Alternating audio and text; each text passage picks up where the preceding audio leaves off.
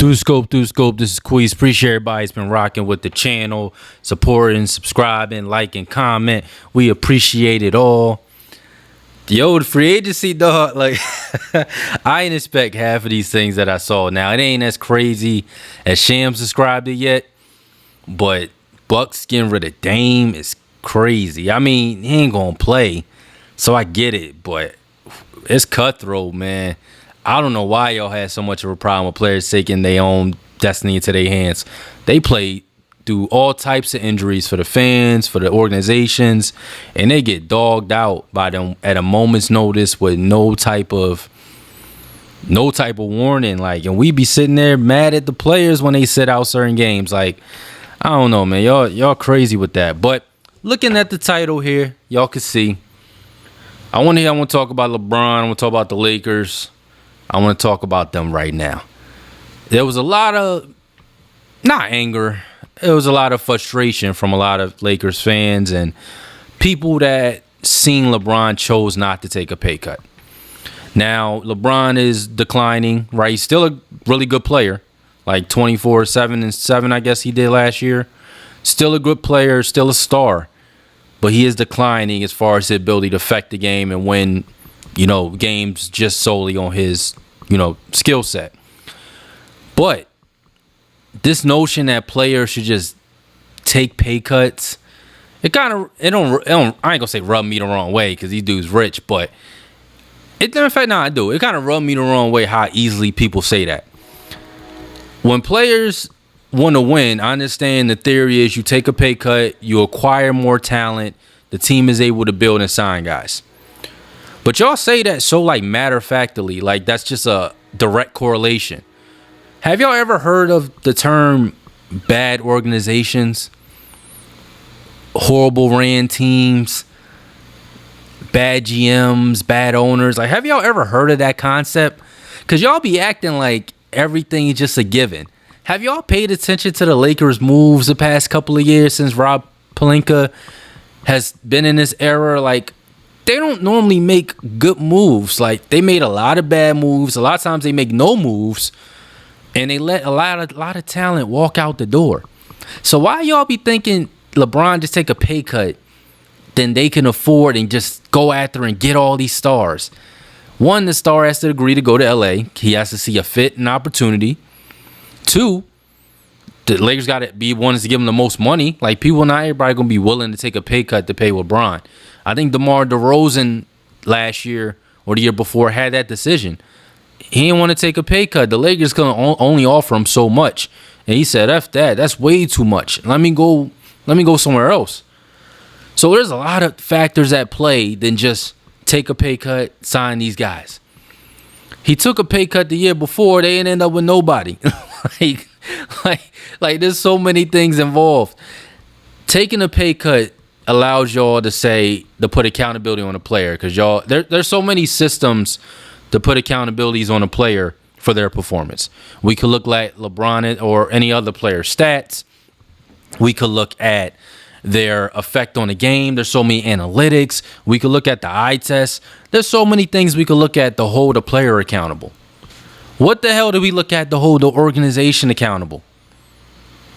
Think about it. If I take a pay cut, it's a finality in that. I can't get that money back. I can get it through endorsements. But if I'm going from $52 million a year down to like 30 or 35, that's 17 mil. Just because I'm rich, I ain't trying to just give it up. So what if they ended up, I take this pay cut and they don't get me nothing? Are they going to take a pay cut? Are they going to give up their job? Like, what's going to happen to them? So many things happen to the players, and y'all get mad at because they rich when the owners is richer than them. Like, they richer than them. So how are we going to just so how are we going to always ask the players to come up off the money and trust the organization when the organization, we've seen them in past do things to players? I'm a Sixers fan. Harden was promised a extension and max money from Morey. How did that turn out? They signed PJ Tucker, which is what Harden want. I don't know why the hell he wanted that, because PJ was washed as hell. But they did that. And the communication was, I got you. And did they get him? No. Like, We've seen Luka get dogged out by the Mavs, and they destroyed his reputation on the way out. So we've seen organizations treat dudes bad. We've seen it. So why players are the only ones because they make less than the billionaires? They the ones that got to give up so much. I don't know why we hate player empowerment so much when we look at or how the way these organizations move. Again, I'm a Sixers fan. We have made stupid decision after stupid decision for the past 10, 15 years. For the past 10, 15 years. So I don't want to hear about Joel Embiid. Well, Joel different. He always injured. Maybe he should take a pay cut. But I don't want to hear about somebody taking a pay cut, trusting the organization when there's no accountability for them, when they don't deliver. This weird type of relationship we got with rich people, where it's like, you know, if they go out to dinner and the bill $800, they do a 20% tip, everybody mad because they feel like they should have did 50. Like, you rich, give up all your money, give as much as you can. Like, come on, bro. Like, what is this? What is this thing we do here, man? I relate that back to making people sign autographs because you see them and they rich. That's a whole nother story. But I don't know. It's a weird relationship with that. I don't agree with it. I don't agree nobody should take no pay cut. He still is a star level. Like, his production still warrants that type of money. I think he like a 14th. I think he like 14th or 9th or something like that, as far as average salary right now per year or whatever. Still deserve that. If anything, he getting underpaid. Him, Steph, those guys are getting underpaid for how much revenue they bring to the league. Not only just their own teams, they deserve way more. They shouldn't even have a scale. So I don't know, man. I'm totally against that. We've seen guys like Duncan and them do it, but Duncan wasn't putting up the production level to even justify getting huge money. Duncan was, you know, his numbers were getting worse as years went on. Like, there's players that get worse as years go on. Like, so I don't know. But also I want to tackle, too, this is going to be a very important offseason for the Lakers.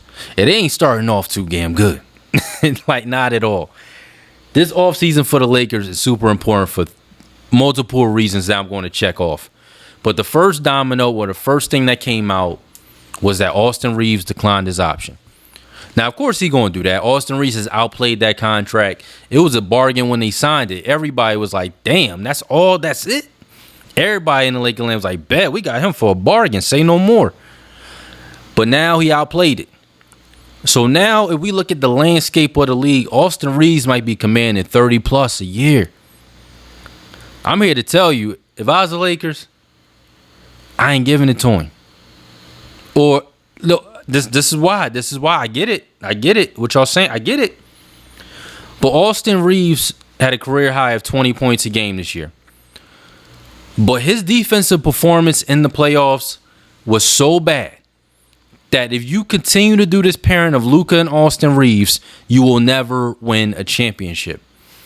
Minnesota bullied him. They took advantage of them to pick and roll every day, all day, barbecue chicken with little resistance. You cannot win if your backcourt is Swiss cheese. It won't happen. So the Lakers got to understand that. I already got LeBron in the lineup who only can give defensive effort in spurts. That means I got 3 dudes already that I can't rely on to play elite defense. And then I got Rudy in the lineup. He ain't even that good at defense. So I got a whole lineup of just guys who can't play defense. Austin Reeves, while he does do a lot, he helped playmate. He takes some of the responsibility away from LeBron or from Luka, makes it easier. You can put one of them on the bench and not lose scoring and playmaking. Austin Reeves a dog. I was on the Austin Reeves hype train before the world started seeing him have them spurts, and now they got along with it. I already knew that boy was a problem. That boy is cold. But defensively, if you can't put up a challenge, bro, you really put a ceiling on how far this team can go. And another reason I wouldn't give him the contract, I can't pay you $30+ million a year if I don't know if you could really be a Robin. Because LeBron on his way out soon, supposedly. I don't know what Austin Reeves' ceiling is. That's the LeBron effect. With LeBron being there, Austin Reeves don't need to drop 30 or 25 every game. You'll see it in spurts. But I don't know if he can sustain that throughout the season. Because LeBron is there taking up some of the responsibility, AD was there taking up the responsibility. I don't know what Reeves' ceiling is. If I'm going to commit that much money, which between him and Luka, I'm damn near hamstringing myself. I don't know if that's worth it. I got to know what his ceiling is, and I don't. But I got to commit that type of money now without even seeing it. That's tough. That's a tough ask. There's going to be teams that offer him a lot more money. We know it. If he has some type of loyalty for the Lakers where he don't want to go nowhere, then great. But that's tough to pay him $32, $33 million a year, averaging 20 a game. That may be all he ever averaged. Is that worth that much? And you're dealing with the defensive deficiency as well? I don't know. Now, on the flip side, Pelinka might want to do it because you don't want to have the reputation of you can't retain talent. You guys have lost Caruso, Kuzma, Josh Hart, Lonzo. The Lakers have lost so much talent over the years. Zubac. There were so many guys that either they didn't develop, guys that left and developed. So many, right? And guys, if they decided to sign on to and keep, like Taylor and Horton Tucker, like mistakes that they made. If you let Reeves walk around out the door, who's a homegrown talent, as far as like you guys developed and built him up, you now have the reputation you can't retain talent. That brings me to my next point. Luka is watching what y'all doing. He ain't signed that extension yet. If I'm Luka looking around, if I come out of this, and good thing they didn't get Brook Lopez, he was too washed. But if we come out of this and I get the Jake Bull from Memphis and I get DeAndre Ayton, I don't know how I'm feeling. I don't know. What if I don't even get Ayton? I don't know how I'm feeling.